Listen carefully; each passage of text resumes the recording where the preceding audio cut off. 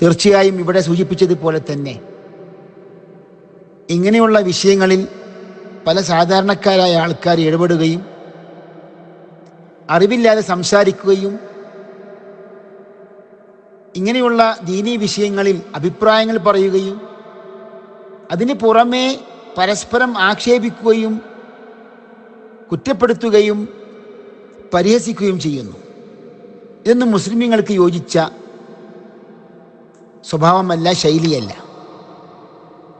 ഒന്നാമത്തേത്, അറിവില്ലാതെ ദീനീ വിഷയങ്ങൾ കൈകാര്യം ചെയ്യുക, സംസാരിക്കുക, അഭിപ്രായങ്ങൾ പറയുക,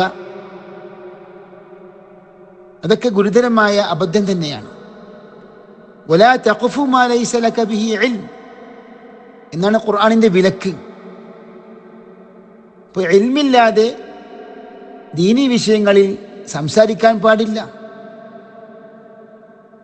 ഖുർആൻ ഗൗരവത്തോടെ വിലക്കിയ കാര്യമാണത്, പ്രത്യേകിച്ച് ഹലാൽ ഹറാമിൻ്റെ വിഷയങ്ങൾ. അപ്പോൾ പണ്ഡിതന്മാരുടെ വിശദീകരണങ്ങൾ കേൾക്കുക, മനസ്സിലാക്കുക, അറിയാത്ത കാര്യങ്ങൾ ചോദിക്കുക,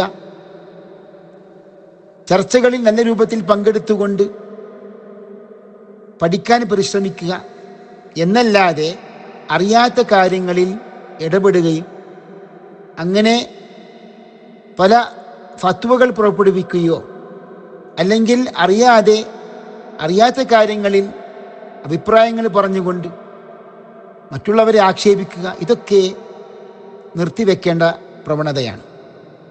അല്ലാഹു സുബ്ഹാനഹു വ തആല ചർച്ച ചെയ്യുമ്പോൾ, സംവദിക്കുമ്പോൾ വജാദിൽഹും ബില്ലതീ ഹിയ അഹ്സൻ എന്നാണ് പറഞ്ഞത്. അവരുമായി ഏറ്റവും നല്ല വിധത്തിൽ സംവദിക്കുക. അപ്പോൾ ഈ ഒരു നിർദ്ദേശമാണ് നാം പാലിക്കേണ്ടത്. പണ്ഡിതന്മാർ പ്രത്യേകം ശ്രദ്ധിക്കേണ്ടതാണ്. പരസ്പരം ആക്ഷേപിക്കുക, വ്യക്തിഹത്യ ചെയ്യുക, അതൊക്കെ പലപ്പോഴും പല ചർച്ചകളുടെയും പല സംവാദങ്ങളുടെയും പൊതു സ്വഭാവമായി മാറിയിട്ടുണ്ട്. അതൊന്നും മുഅ്മിനീങ്ങൾക്ക്, മുസ്ലിമീങ്ങൾക്ക് യോജിച്ച സ്വഭാവമല്ല. ഏത് വിഭാഗമാണെങ്കിലും ആരാണെങ്കിലും ആ ശൈലികളൊക്കെ നിർത്തി ഇൽമിയായ വൈജ്ഞാനികമായ ചർച്ച കാഴ്ചവെക്കുകയും ഇഖ്ലാസോടുകൂടി, നല്ല നിയത്തോടുകൂടി ചർച്ചകൾ ആരംഭിക്കുകയും അതല്ലാതെ പരസ്പര ആക്ഷേപങ്ങളും പരസ്പര വ്യക്തിഹത്യയുമൊക്കെ ഉപേക്ഷിക്കേണ്ടതാണ്. അല്ലാഹു സുബ്ഹാനഹു വ തആല എല്ലാവർക്കും സൽബുദ്ധി നൽകി അനുഗ്രഹിക്കുമാറാകട്ടെ. ഈ ഒരു വിഷയം ഇവിടെ ഇതൊരു കർമ്മശാസ്ത്ര വിഷയമാണ്. യഥാർത്ഥത്തിൽ ഇങ്ങനെയുള്ള വിഷയങ്ങളിൽ തർക്കിക്കാനോ അല്ലെങ്കിൽ സംവാദങ്ങൾ സംഘടിപ്പിക്കേണ്ട ആവശ്യമൊന്നുമില്ല. പിന്നെ എന്താണ് ഇവിടെ സംഭവിച്ചത്? മുമ്പ് തന്നെ, മുൻകാലങ്ങളിൽ തന്നെ ഇമ്മത്തുകൾക്ക്, നമ്മുടെ പൂർവികരായ സലഫിന് പരിചയമുള്ള ഒരു ഖിലാഫാണിത്. അപ്പം ഇങ്ങനെയുള്ള ഖിലാഫിൽ പരസ്പരം എതിർക്കുകയോ അല്ലെങ്കിൽ ഇൻകാർ ചെയ്യുകയോ വേണ്ട ആവശ്യമില്ല, യാതൊരു ആവശ്യവുമില്ല. പിന്നെ എന്താണ് സംഭവിച്ചത്? ഈ ഒരു ഖിലാഫിയായ മസ്അല ചർച്ച ചെയ്തുകൊണ്ട് പലരും മറ്റഭിപ്രായത്തെ, അഥവാ പെരുന്നാൾ നമസ്കാരത്തിൽ പങ്കെടുത്തവരെ സംബന്ധിച്ചിടത്തോളം ജുമുഅ നിർബന്ധമല്ല എന്ന അഭിപ്രായം, അത് മുജാഹിദുകൾ കൊണ്ടുവന്ന, സലഫികൾ കൊണ്ടുവന്ന പുത്തൻ ആശയമാണ്. അതൊന്നും ആരും പഠിപ്പിച്ചിട്ടില്ല.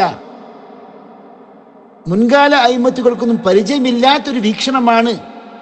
ചെറുപ്പക്കാരെ വഴിപിഴപ്പിക്കാനും അവരുടെ ഇബാദത്തൊക്കെ ഫസാദാക്കുവാനും വേണ്ടിയാണ് ഈ ഒരു അഭിപ്രായം കൊണ്ടുവന്നത്. അതിന് തുടക്കമാണിത്. മുജാഹിദുകളെ വെറുതെ വിടാൻ പാടില്ല. മാത്രമല്ല, വേറൊരു മുസ്ലിയാർ പറയുകയാണ്, ഇങ്ങനെ ജുമുഅയും പെരുന്നാളൊക്കെ ഒന്നിച്ച് ജുമുഅ നിർബന്ധമല്ല എന്ന് പറയുന്നതിനേക്കാളും വലിയ അക്രമി ആരുണ്ട്? സുബ്ഹാനല്ലാഹ്.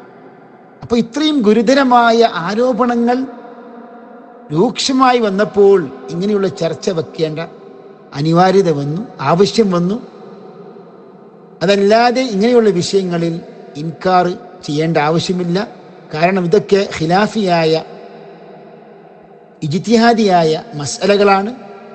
നമ്മുടെ പൂർവികരായ പണ്ഡിതന്മാർ ചർച്ച ചെയ്തിട്ടുണ്ട്, തീർച്ചയായിട്ടും തെളിവിൻ്റെ അടിസ്ഥാനത്തിൽ നാം അമൽ ചെയ്യുമ്പോൾ തെളിവിൻ്റെ അടിസ്ഥാനത്തിൽ നാം അമൽ ചെയ്യുക.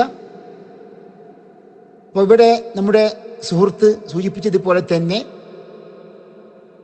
അറിവില്ലാതെ സംസാരിക്കാനും പാടില്ല. അതേപോലെ തന്നെ ചർച്ചകളിൽ പങ്കെടുക്കുന്നവർ മാന്യമായ ഭാഷയിൽ സംവദിക്കുക. അതല്ലാതെ ആക്ഷേപങ്ങളും പരിഹാസങ്ങളും വ്യക്തിഹത്യയുമൊക്കെ ഉപേക്ഷിക്കേണ്ടതാണ്. അപ്പോൾ ഈ ഒരു നസീഹത്ത് നൽകിയതിൽ സന്തോഷം. ജസാക്കല്ലാഹു ഖൈറൻ. അസ്സലാമു അലൈക്കും വറഹ്മത്തുള്ളാഹി വബറകാതുഹു.